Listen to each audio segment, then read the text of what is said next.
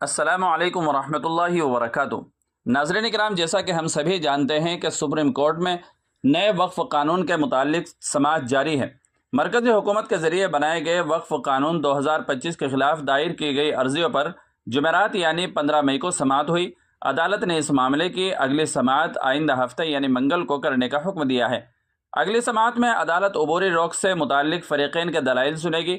Chief justice of India BR گوئی اور justice George مسیح کی سربراہی والی 2 رکنی بینچ نے کہا ہے کہ وقف ترمیمی قانون کے خلاف دائر عرضیوں پر بحث کے لیے وکلاء کو 2 گھنٹے کا وقت دیا جائے گا اور مخالف فریق کو بھی جواب دینے کے لیے 2 گھنٹوں کا وقت دیا جائے گا۔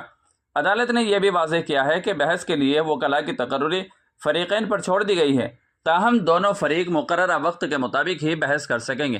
جمعیت علماء ہند کے سینئر وکیل کپل سبل نے کہا ہے، انہوں نے ایک مختصر نوٹ تیار کیا ہے جس کی بنیاد پر بحث کی جائے گی۔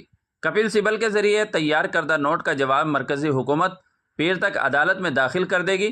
اس بات کی تصدیق سالیسیٹر جنرل تشار مہتا نے کی ہے۔ اب سپریم کورٹ اس معاملے کی اگلی سماعت 20 مئی کو کرنے والا ہے۔ واضح ہو کہ کپل سبل کی درخواست پر عدالت نے مرکزی حکومت کے ذریعے متنازع شقوں پر دی گئی یقین دہانی کو اگلی سماعت تک برقرار رکھنے کا حکم دیا ہے۔ اس بار بھی عدالت میں وقف ترمیمی قانون کی حمایت میں داخل کی گئی عرضی پر بحث کرنے کی اجازت طلب کی گئی، جسے چیف جسٹس نے مسترد کر دیا اور کہا ہے کہ صرف انہی 5 عرضیوں پر بحث کی اجازت دی جائے گی جنہیں عدالت نے متعین کیا ہے۔ دیگر کسی عرضی پر بحث کی اجازت نہیں دی جائے گی۔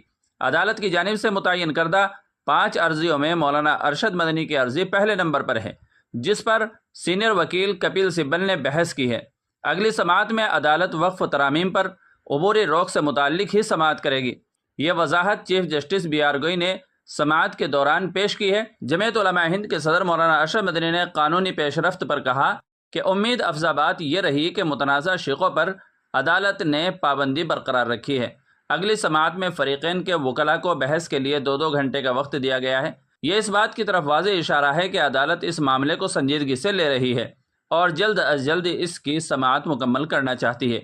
مولانا مدنی نے مزید کہا ہے کہ ہم بھی یہی چاہتے ہیں کہ اس پر عدالت کا حتمی فیصلہ جلد ہی آ جائے، کیونکہ اخباروں میں شائع خبروں کے مطابق نئے وقف قوانین کی متنازع شقوں پر روک کے باوجود کئی مقامات پر مساجد اور درگاہوں کو غیر قانونی قرار دے کر منہدم کر دیا گیا۔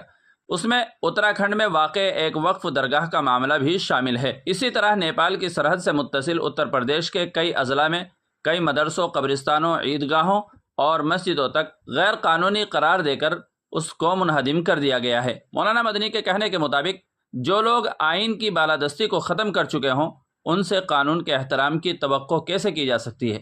یہ وہی لوگ ہیں جو اقتدار کے نشے میں خود کو ہی قانون سمجھ بیٹھے ہیں۔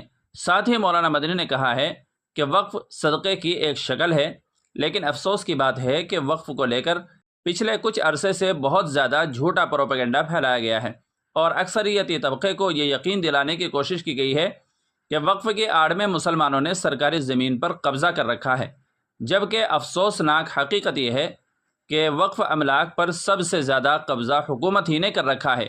یہ وقف ترمیمی قانون اس لیے لایا گیا کہ اس غیر قانونی قبضے کو قانونی تحفظ دینے کے ساتھ ساتھ دیگر وقف املاک پر قبضے کی راہ کو آسان بنایا جا سکے۔